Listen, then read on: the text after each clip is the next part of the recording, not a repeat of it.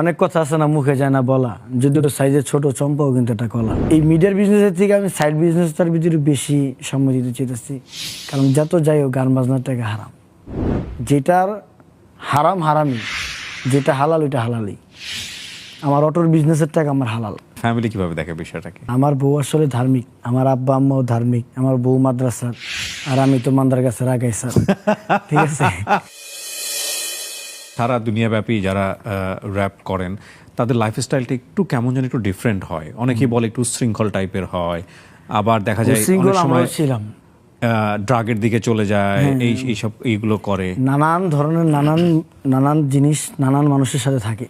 হ্যাঁ, আর আপনি যেটা বললেন এটা শুধু শিল্পী জগতে না, এটা সকল জগতেই। যেমন আমার গাড়ি যেমন অটোর গাড়ি, ওরা দেখলাম মানে অটো চার্জে লাগায় ধাপ করে জায়গা কুই যাস গা, এই ডাইনি বামে চিপাই চাপাই গেছে গা।